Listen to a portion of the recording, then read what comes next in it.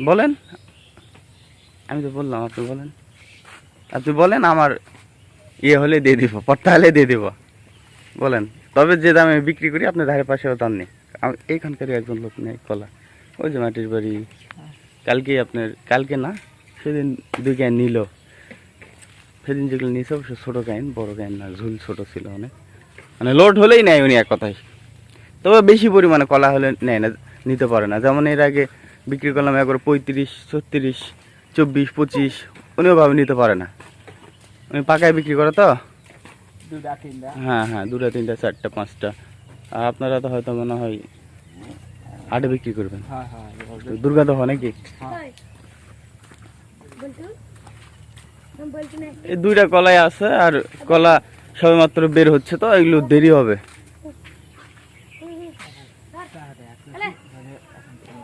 ও না ভাই, ওগুলো তো আচ্ছা।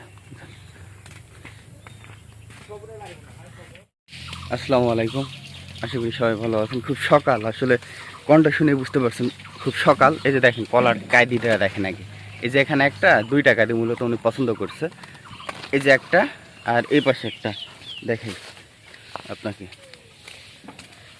এই যে একটা, এটা কিন্তু বড় কায়দি। হ্যাঁ, তো এই 2টায় উনি 400 টাকা বললো, আমি 800 টাকা দাম চাইলাম, উনি 400 বললো। কিন্তু যে কোনো লোককে দিলে এই 2টা সর্বনিম্ন 500 টাকা দিবে, মানে 250 করে দিবে।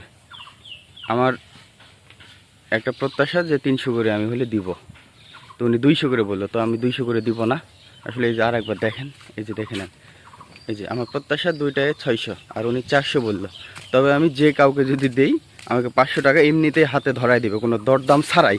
হ্যাঁ, তো উনি অচেনা মানুষ আসছিল, তো যাই হোক কলা আর বিক্রি হলো না, এখনও লোড হয়নি ফুল। লোড হলে আরও বড় হবে, তখন কিন্তু চাহিদা আরও বেড়ে যাবে। এই হলো বিষয়, বিক্রি কিন্তু হলো না।